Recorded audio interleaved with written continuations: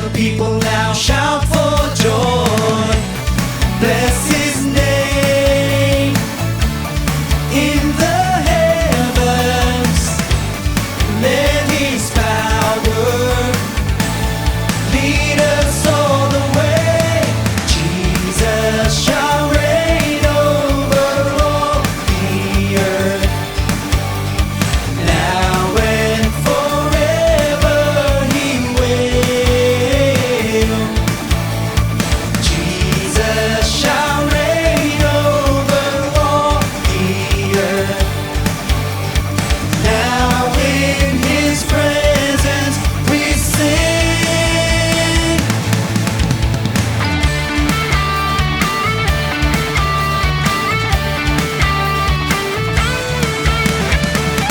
As his people bow before him to give honor, power, and glory, we will wait for the Lord. We will wait till his kingdom come. Bless his name in the heavens. Let his power lead us all the way. Jesus shall reign over all the earth, now and forever he will. Jesus shall reign over all the earth, now in his presence we sing. Hallelujah! Let's praise the Lord! He will reign over all the earth.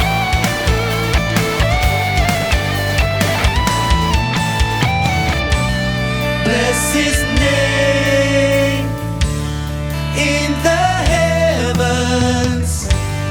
Let his power lead us all the way. Jesus shall reign over all the earth, now and forever he will. Jesus shall reign over all the earth, now in his presence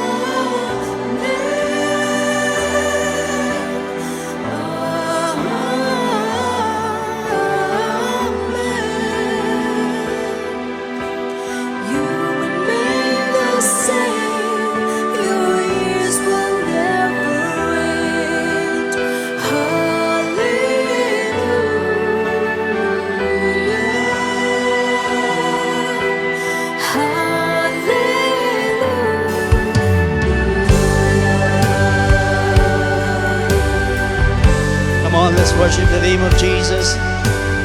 Taas po natin yung ating mga kamay sa ating Panginoon.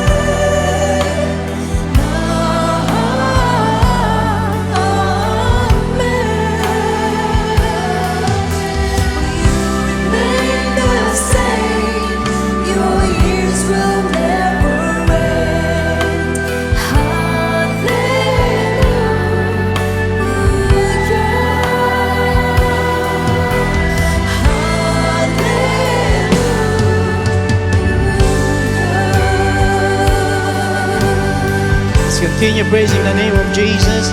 He's the God of man. He deserves the highest praise. You walk clothed with splendor and with majesty. Set the earth's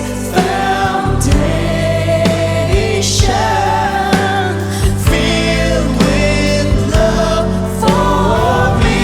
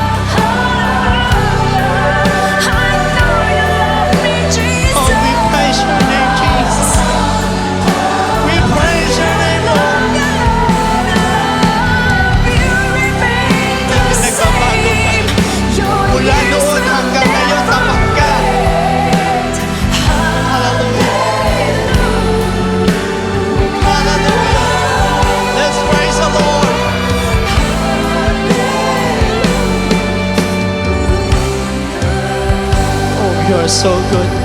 You are so faithful.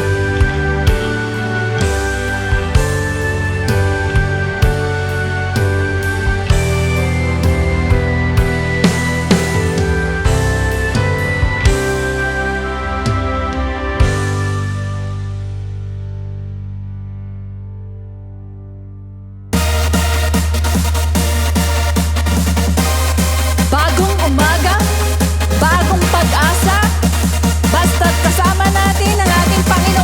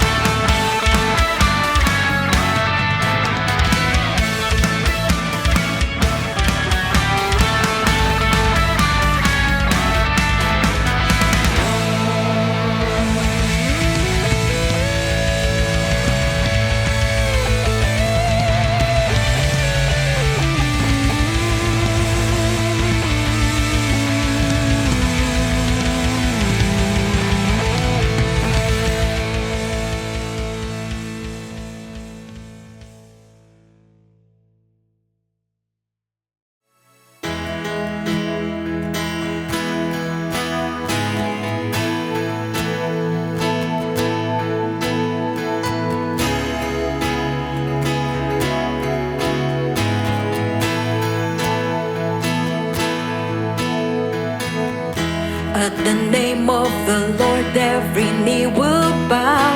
All creation will cry out His greatness. And your sons and your daughters are filled with power that is found in the name of Jesus. At the name of the Lord we are singing praise for the things that He has done for us. Now in faith we unite and we give Him thanks for the goodness that He'll do through us. Greater work shall we do in the name of Jesus. Signs and miracles on the earth as it is in heaven, heaven.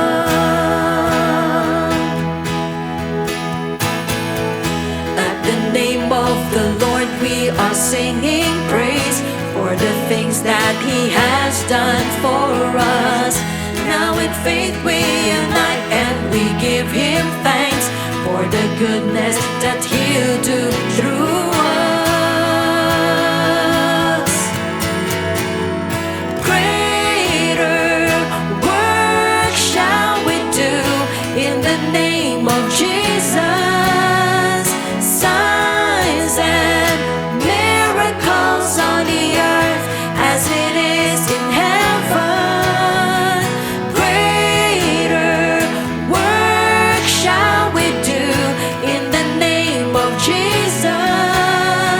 Signs and miracles on the earth as it is in heaven, heaven.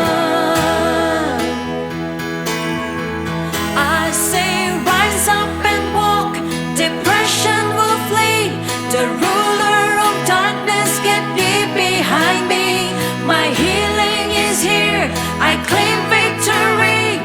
Oh, by the power of Jesus in me. Rise up and walk, depression will flee. The ruler of darkness get thee behind me. My healing is here, I claim victory. Oh, by the power of Jesus. Greater work shall we do in the name of Jesus. Signs and miracles on the earth as it is in heaven. Greater work shall we do in the name of Jesus. Signs and miracles on the earth as it is in heaven, heaven.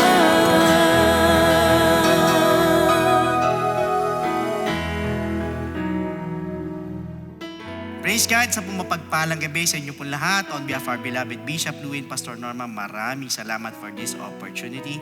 At higit sa lahat, salamat po sa ating Diyos na buhay for allowing me to stand before you. So ngayong gabi, may panibago na naman po tayong pag-aaralan at pag-uusapan. But before we proceed, like we usually do, humingi muna tayo ng gabay sa ating Panginoon. Yuko natin po mga ulo, pikit po natin po mga mata. Tayo po'y manalangin. Lord, we thank you so much, Panginoon, for this wonderful night na binigyan niyo sa amin na muli makapag-aral ng mga salita mo. Patuloy, O Diyos, kami umisin na awat habag, linisin mo ang aming puso, aming mga isip, linisin mo anumang bahid ng karumihan, handa mo, Lord, ang aming mga sarili, Panginoon, O God, sa dakilang gawain na ito. Hayaan mo, Panginoon, ikaw mangusap, ikaw manguna, Panginoon, ang Holy Spirit mo, Panginoon, na magmanifest, ang kumilos sa buhay ng bawat isa po sa amin, ng lahat na aming mapapakinggan, Panginoon, ay may pamuhay namin. Hayaan mo yung spirit of conviction mo, Panginoon, na manguna sa bawat isa po sa amin. And we also pray, yung mga kapatid namin na galing sa malayo, ay makaabot po sa aming pag-aaral. Ingatan mo sila sa kanilang pag-uwi, Panginoon. Ganyan, anoint mo yung abang lingkod. Wala po akong magagawa kung wala ka. Ikaw lang po ang maitaas sa oras na ito. Salamat po in Jesus' name. Amen. So praise the Lord. Last week, we have concluded our topic regarding the sin of Korah, kung naalala po ninyo, which is none other than rebellion. So, where we have covered much about it, ang dami po natin na pag-usapan tungkol sa kanya or tungkol sa rebellion. So, meanwhile tonight, as we continue our series regarding the sins in the Bible and their consequences, we are going to talk about the sin of David. Now, bago tayo pumalaot, who is David in the Bible? Sino nga ba si David? Mga kapatid, si David po is one of the most significant figures in the Bible. Kilala po siya sa maraming rolyo, katulad po na isang shepherd of course, bilang isang warrior, isang poet din, at isang hari, and a man after God's own heart. Yung kanya pong buhay ay kinuwento po sa aklat po ng 1 and 2 Samuel, gayon din po sa 1 Kings, at sa 1 Chronicles. So he was the youngest of 8 sons of Jesse. Siya po yung pinakabata. So he spent his time as a shepherd mostly in solitude, na nag-prepare po sa kanya para sa leadership, and it fostered yung pong kanyang deep relationship with God. However, sa kabila na being overlooked by his own family, siya po ay pinili po ng Diyos sa pamamagitan po ni Prophet Samuel para maging future king ng Israel. While siya po'y bata pa or boy pa lang po siya. And even though ito pong si Saul was still reigning at that time. So siya po'y pinili po ng Diyos because of his heart for God, rather than his outward appearance. Kaya nga sa 1 Samuel chapter 16 verse 7, basahin po natin. But the Lord said to Samuel, do not look at his appearance or at his physical stature, because I have refused him. For the Lord does not see as man sees. For man looks at the outward appearance, but the Lord looks at the heart. Apparently, after his anointing, David served in Saul's court. So bilang isa pong musikero, nagpe-play po siya ng harp that soothed King Saul during episodes of distress. Bakit? Dahil po doon sa evil spirit na naki King Saul. Mababasa po natin yan sa 1 Samuel chapter 16 verses 14 to 23. And later, naging armor bearer din po siya and fought in battles for Israel. However, since sumisikat na po si David, especially pagkatapos siyang talunin si Goliath, mapatay si Goliath, ito po si Saul became jealous of him. Why? Dahil po sa success niya as a warrior and the people's praise of him, ang nangyari, it drove Saul to repeatedly attempt to kill him.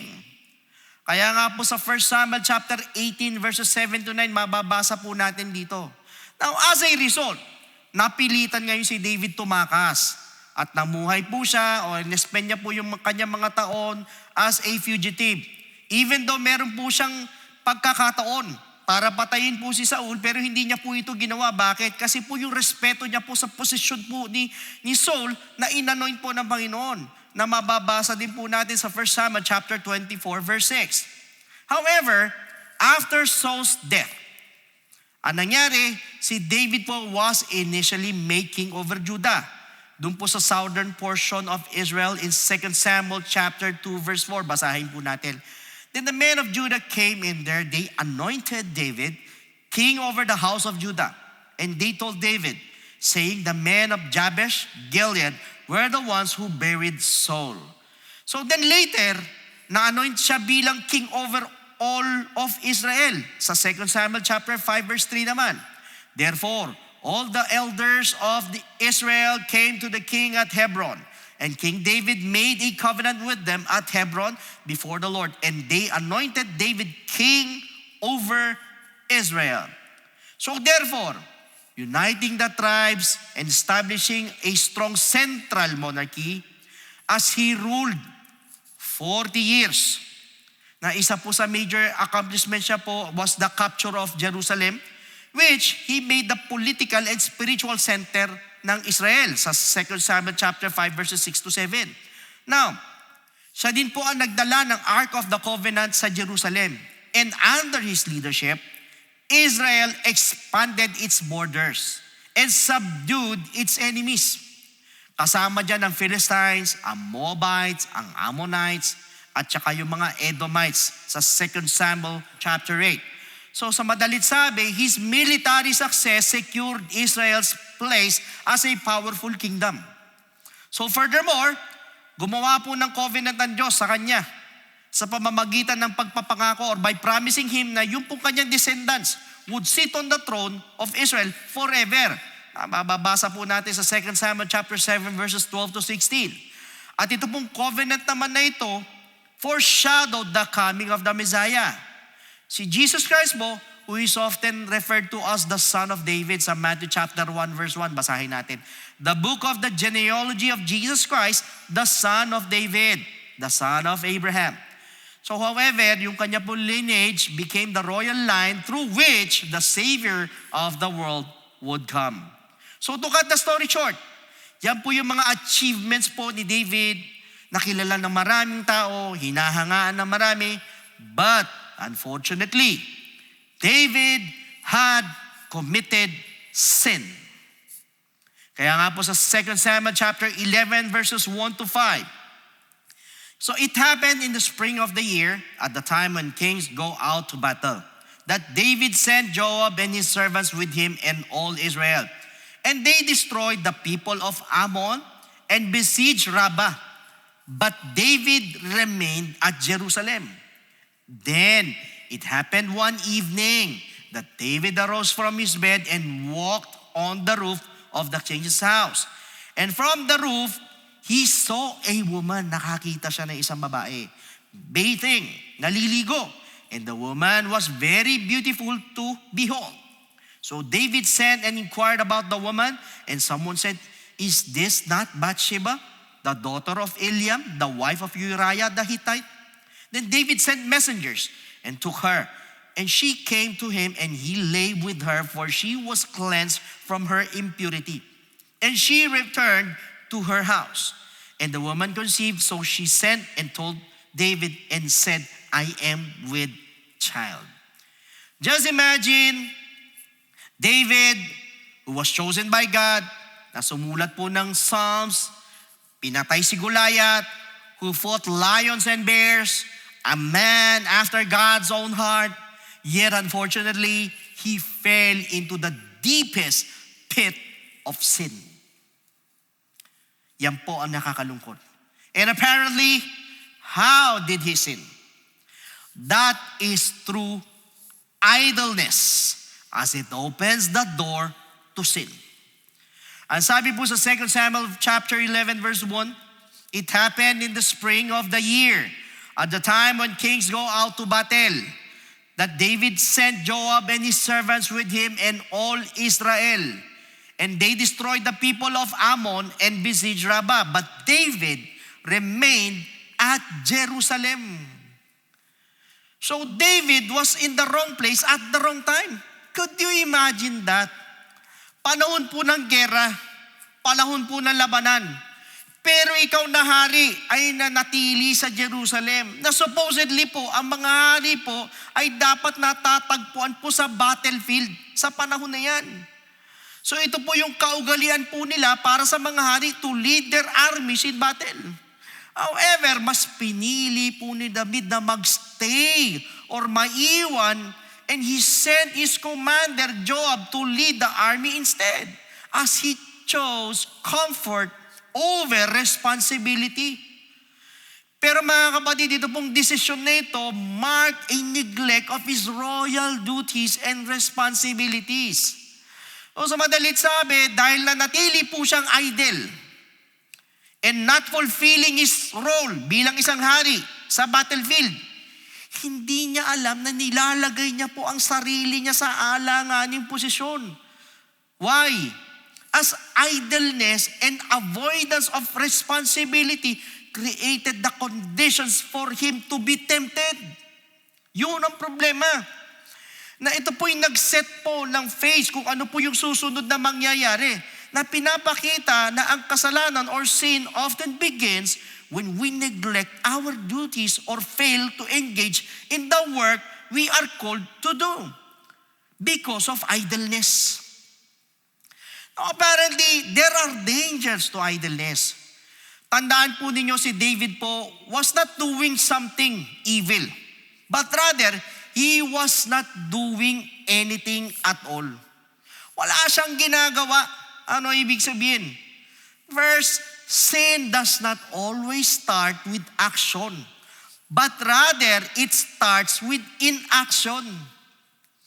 So when we stop praying, perhaps fasting, serving, or doing our ministry for the Lord, or reading our Bible, or attending our services, and other activities ng church, and fighting spiritual battles, sa madalit sabi, wala kang ginagawa para sa Diyos, para sa spiritual life po natin, we become a candidate for temptation, hindi natin namamalayan. At hindi lang po yan, when we are focused on the affairs of this world and neglect our spiritual life, it opens the door for sin. And little did we know that we are already inviting sin na pumasok po sa buhay po natin because we are inactive as we remain idle. Kaya po sinasabing delikado po ang idleness. Instead na Word of God ang laman ng utak natin, or puno ng Word of God ang mga puso po natin, since wala nga laman, or wala tayong ginagawa para sa Diyos, therefore, we give way to sin. So that means yung pong pagkakataon na we step out of our spiritual position, ano nangyayari? The enemy moves in. Why? Binibigyan po natin siya ng space o ng pagkakataon para makapasok po sa buhay natin because of idleness. Alam niyo mga kapatid, kung nandoon lang si David where he was supposed to be, hindi sana nangyari ang sitwasyon na ito. Or the story would be different. Why? Temptation starts small but grows quickly. So allow me to share with you a short story regarding isang malaking barko or a mighty ship built to withstand yung mga roughest of storms, matitinding bagyo. Ito pong kapitan ng barko na ito was very proud of his vessel and knew every inch of it. Ibig sabihin, kabisado niya yung barko niya. Alam niya na matatag yung barko niya. But one day, a tiny crack formed in the hull. Nagkaroon ng crack. So it was small, almost invisible. Halos hindi mo na makikita. Wala po nakapuna, wala po nakapansin, hindi mo na talaga mahahalata. So, the captain ignored it. But over time, ito po mga tubig, mga alon, malakas. Siyempre barko, malalakas ang alon. Unti-unti, pumasok ang tubig sa barko. So hanggang sa pumapasok yung tubig sa barko, ang nangyari doon sa maliit na unnoticeable crack ay lumaki na lumaki. So, what was once a mighty ship, a strong and unshaken or unshakable ship, ano nangyari? It began to sink.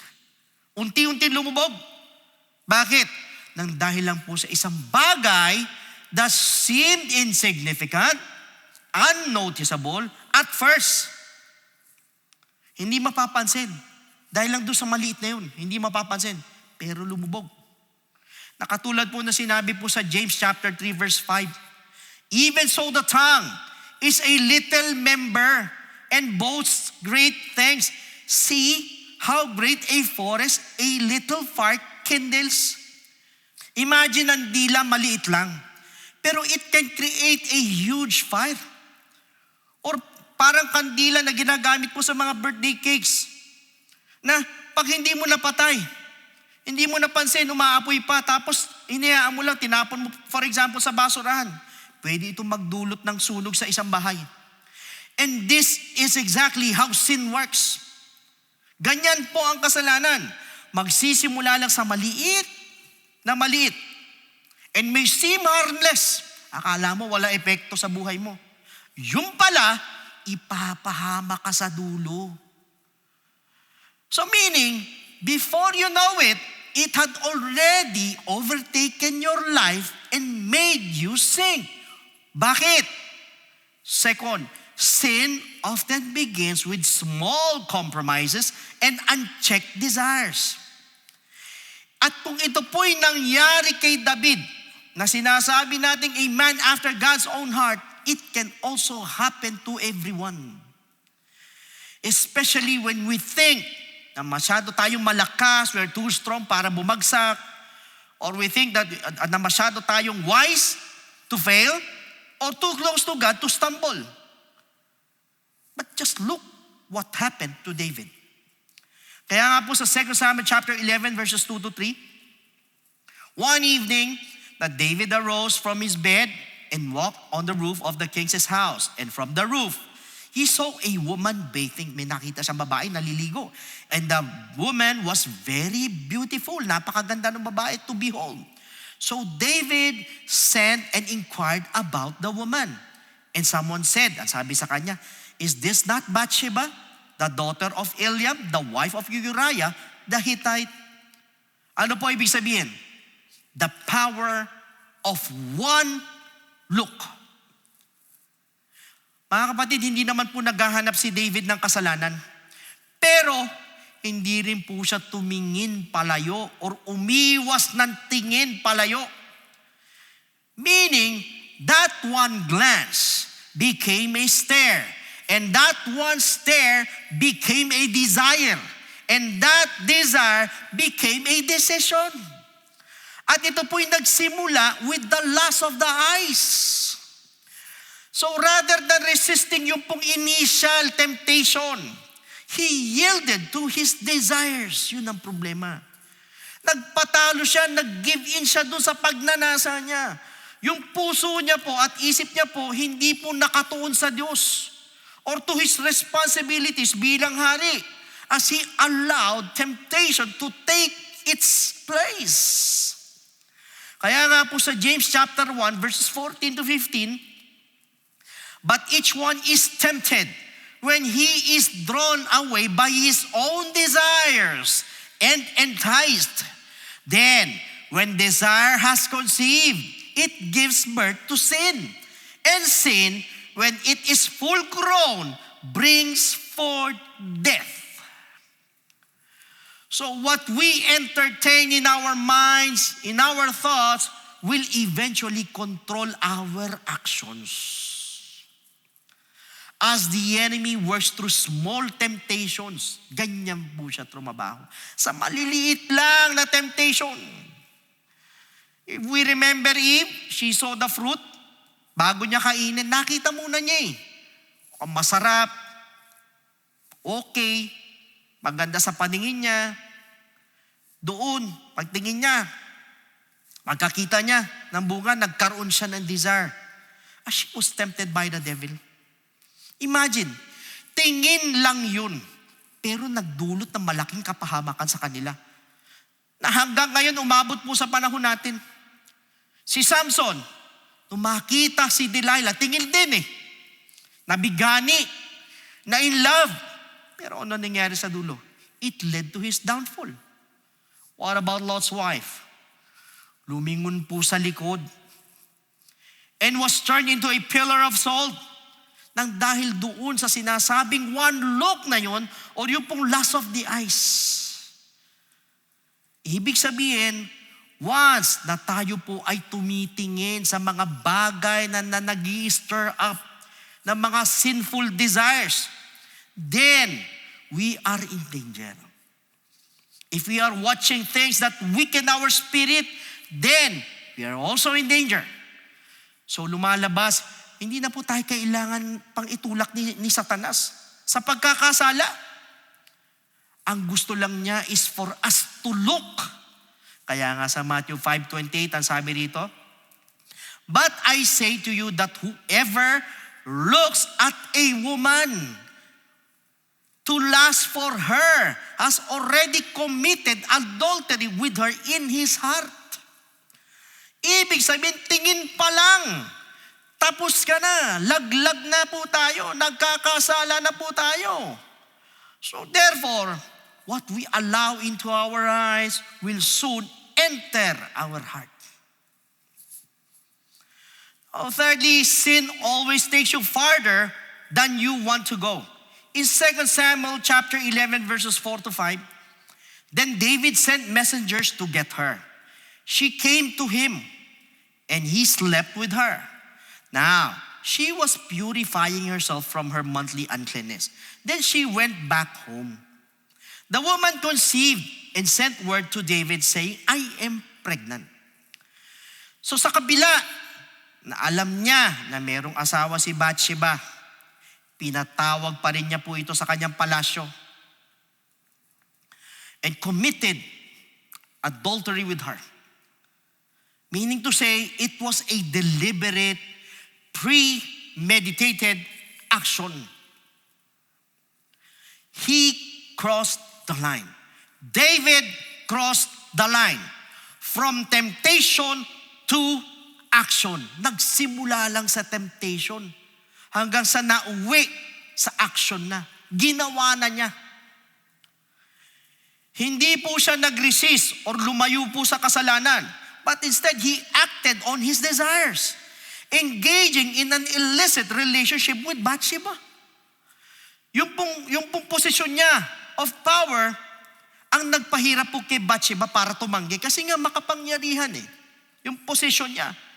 Further, nagpa-complicate po yung pong moral implications ng kanyang kasalanan.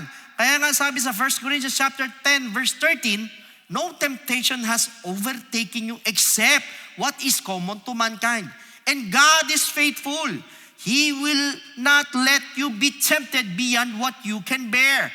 But when you are tempted, He will also provide a way out so that you can endure it.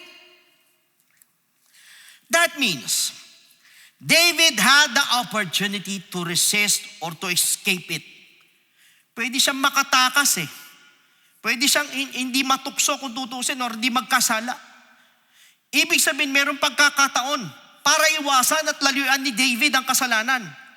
But, he chose not to take the way out. Yun ang problema.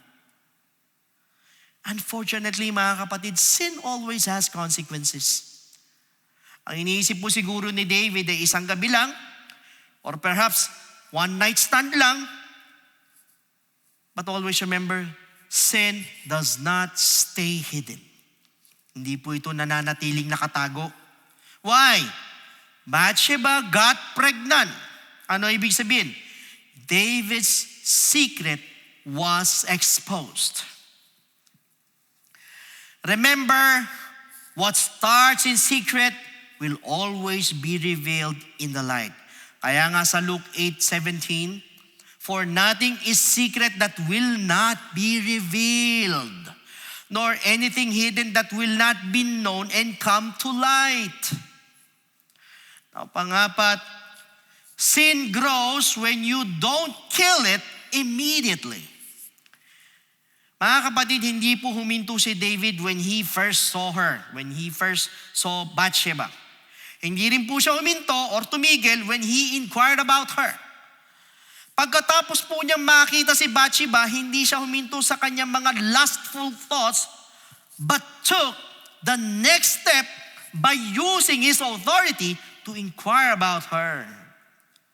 At sa kabila na nalaman niya that she was married to Uriah, one of his loyal soldiers, he still continued to pursue his desires. Inalam pa niya talaga kung sino si Bathsheba. Hindi pa rin siya tumigil when she came into his palace. So instead of turning away from temptation, ginamit niya yung posisyon niya bilang hari para mag-gather ng informasyon regarding kay Bathsheba na isa pong kasal or may asawang babae, which apparently marks a further step sa progression po ng kasalanan niya dahil binaliwala niya po yung magiging moral implication ng kanyang pagnanasa or kagustuhan. Kaya nga po sabi sa Proverbs chapter 4 verse 23, above all else, guard your heart. Pantayan daw natin ang ating po mga puso, for everything you do flows from it. Diyan po nang gagaling. Remember, sin is never satisfied with just one step, but will always pull us deeper. Hanggang sa magugulat na lang po tayo, lunod na pala tayo, hindi na tayo makaahon, and at the end of the day, malayo na pala tayo sa Diyos dahil sa kasalanan. So therefore, if that is the case, we have to stop it before it grows at bago pa lumalala na parang sunog o apoy, na pag lumaki ay mas mahirap ng patayin. That is why, stop entertaining that sinful thought before it controls you. Stop responding to that flirtation before it destroys your marriage. Stop visiting that website or porn sites before it traps your soul. And truth be told, we cannot control what tempts us. Hindi natin makokontrol yan eh. Nandiyan si Satanas eh. Hindi pa natin nakikita. But, we can control what we do with temptation.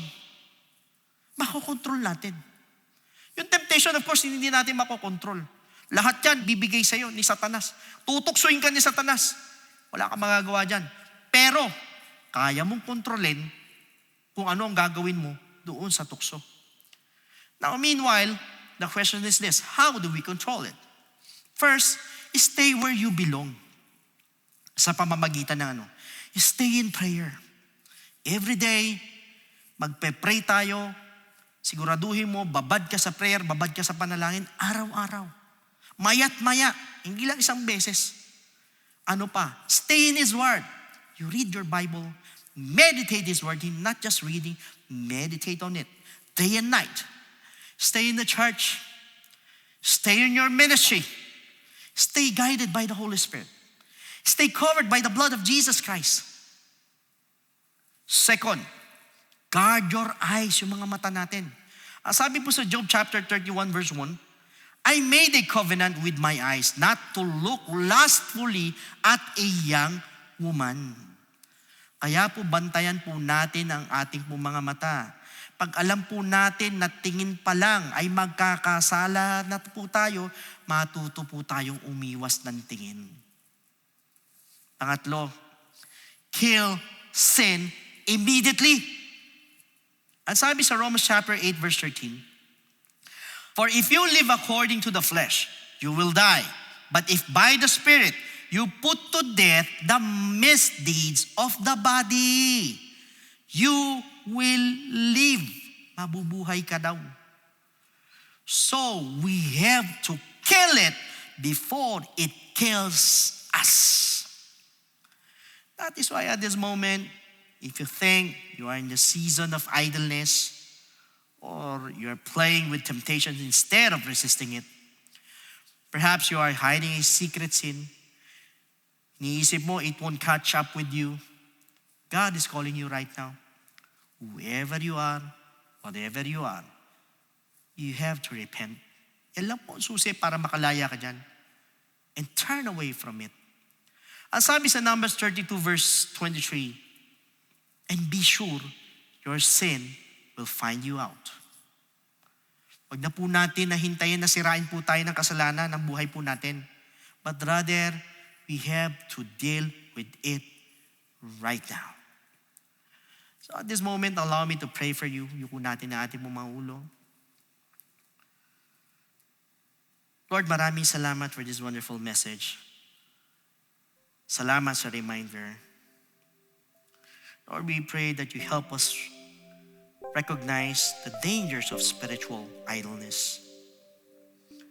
We also pray that you keep our hearts pure, our minds pure, or our thoughts pure, and fix our eyes on you.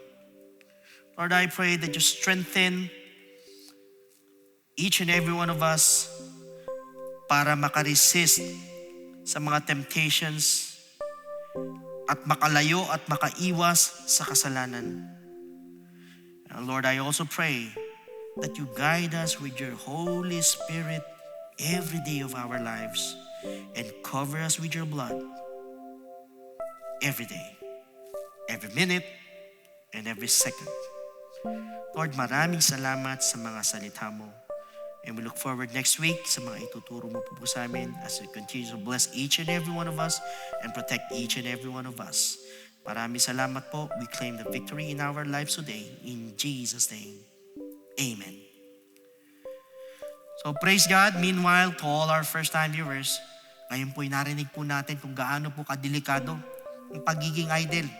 Na pwede itong maging sanhi ng pagkakasala. At naniniwala po ako na pinahintulot po ng Diyos na mapakinggan po ninyo ang mensaheng ito. Dinalam po ng Panginoon ng iba po sa inyo. Nandun ka sa kinasasadlakan mo.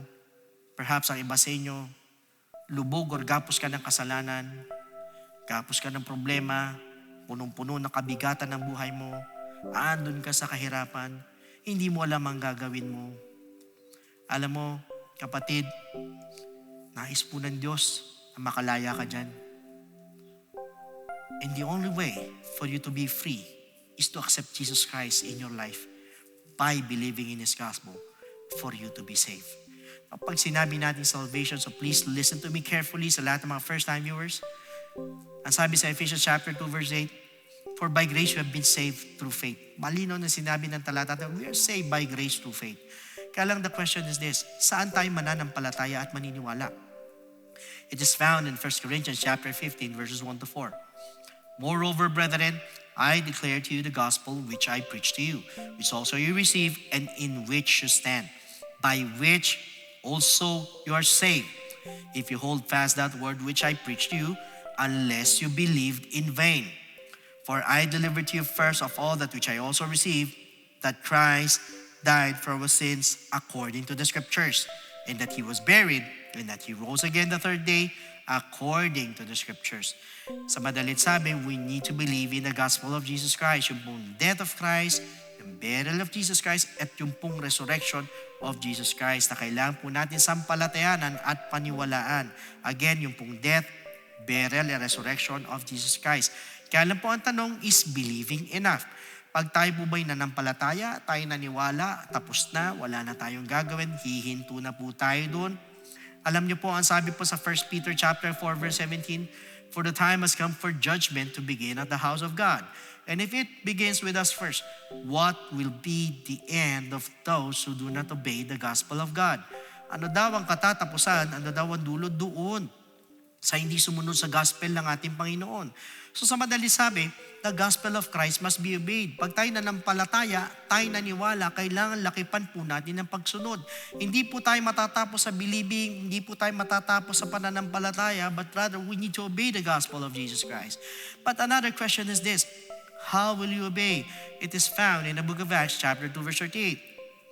Then Peter said to them, repent and let every one of you be baptized in the name of Jesus Christ. Ulitin ko, be baptized in the name of Jesus Christ. Sa pangalan ng ating Panginoong Jesucristo po tayo magpapabautismo, hindi po sa pangalan ng iba, kundi in the name of Jesus Christ, for the remission of sins, and you shall receive the gift of the Holy Spirit. Now first is repentance. Tayo po hihingi po ng tawad sa ating Panginoon. We're going to ask for forgiveness. We're going to confess our sins. At naniniwala po ko, kahit pakiramdam mo, ang dami mong kapalpakan, sabihin na natin, ikaw na yung pinakamasama at maruming tao sa balat ng lupa. But for as long as nandun po yung genuine repentance sa puso, yan ang tinitignan ng ating Panginoon. Katulad ni David, yung puso ang nakita niya kay David eh. Hindi yung outward ni David, sa atin ganun din. Ang tinitignan ng Panginoon yung ating pong taos-puso na pagsisisi. Believe me, my friend, the Lord is willing and able to forgive your sins. Kahit pakiramdam mo, ang dami mong kapalpakan, as long as nandun yung genuine repentance, patatawarin at patatawarin ka ng ating Diyos na buhay. So dyan din po papasok yung pong death to sin. So yan po yung first step, we need to repent. Second, we need to be baptized in the name of Jesus Christ. So tayo naman po'y babautismo sa tubig, ilulubog po tayo sa tubig in the name of Jesus Christ po yan. Ang sabi po sa Romans chapter 6 verse 4, therefore, we were buried with Him through baptism into death. Ulitin ko, we were buried with Him through baptism into death, that just as Christ was raised from the dead by the glory of the Father, even so we also should walk in newness of life. So madalit sabi, we need to be baptized in the name of Jesus Christ. Sa pangalan ng ating Panginoong Jesucristo, hindi sa kung kaninong pangalan, kundi in the name of Jesus Christ po yan. And take note, hindi po ito pag-aalis ng dumi ng katawan, kundi ito po yung pag-aalis po ng ating po mga kasalanan. At para bagang inililibang po natin ng ating po mga kasalanan, kasabay naman po ng paglilibing kay Kristo. So yun po yung pangalawang step na kailangan maganap po sa ating po mga buhay. We need to be baptized in the name of Jesus Christ. Now, the third step is we need to receive the gift of the Holy Spirit. Diyan naman po papasok ang ating transformation, ating mga regeneration. Sa madalit sabi, tayo mababago na po na matatagpuan po sa Romans chapter 8:11, hindi po sa Titus chapter 3 verse 5. In fact, once we receive the gift of the Holy Spirit, we're also receiving power. Sa lahat ng mga first-time viewers, aminin nyo man hindi, Lahat tayo may kahinaan. Maliit na kahinaan, malaking kahinaan, kahinaan pa rin yan sa ating Panginoon. Minsan, pinipilit natin magbago, isang buwan, dalawa, sa susunod na panahon, bumabalik ka sa dati, tapos pipilitin mo na naman. Tapos magbabago ka ng sandaling panahon, tapos babalik ka na naman sa dati. So mapapansin mo, pabalik-balik. Bakit? Sarili mo lang. But you know what, my friend? Pag nandyan po yung gift of the Holy Spirit, yan yung sinasabing power. Power to overcome all our weaknesses. At yan din po yung magpapaalala po sa atin para makasunod po sa kalooban po ng ating Panginoon. So take note, ito po 3 bagay na ito ay kailangan maganap po sa ating po mga buhay. Unang-unang, we need to repent. Second, we need to be baptized in the name of Jesus Christ. And thirdly, we need to receive the gift of the Holy Spirit. And that is what we call the good news. And that is the gospel of Jesus Christ. So at this moment, sa lahat mo ng gusto tumanggap sa Panginoon, gusto mo makalaya sa kinalsasadlakan mo, ito ang susi. At ang unang gagawin natin ay magsisisi po ng ating mga kasalanan. So please, repeat after me habang nakataas po ang inyong mga dalawang kamay, yuko ang inyong mga ulo, sumunod po kayo sa maikling panalangin ito na pagtanggap. Nandun, habang binabanggit niyo po ito, ay nandun yung taos-puso na tayo humihingi ng tawad sa ating Panginoon. Panginoong Jesus, malapit po ako sa iyo bilang isang makasalanan. Patawarin mo po ako sa lahat ng mga pagkakamali at pagkukulang. Sa oras na ito, tinatanggap po kita bilang sariling tagapagligtas at tinatanggap po kita bilang Diyos ng aking buhay. Naniniwala po ako na ikaw ay namatay, ikaw ay nilibing, at sa 3 araw ay nabuhay na magmuli. Tulungan mo po ako makapagsimula ng bagong buhay at idagdag mo po ako sa iyong kaharian. Maraming salamat po sa pangalan ni Jesus. Amen. So yan po yung first step. Para sa pangalawang step po, andyan po ang ating po mga telephone numbers. Pwede po kayong tumawag dyan para makapagpa-schedule po tayo ng water baptism. Otherwise, pwede kayo mag-message po sa ating po FB page. Iwala kayo ng mensahe para masagot po namin to give you further instructions. So mga kapatid, next week po, do not miss our GBS again as we are going to discuss the cover-up at yung pong consequences of sin. So, makikita po natin kung paano po si David sa attempt to hide his own sin na mas lalo lang nagpalala sa kanyang sitwasyon. Bakit? Kasi po ang kasalanan po or sin does not just stay buried. It always comes back. So again, see you next week, same time, same channel. God bless every one of you, and to God be all the glory.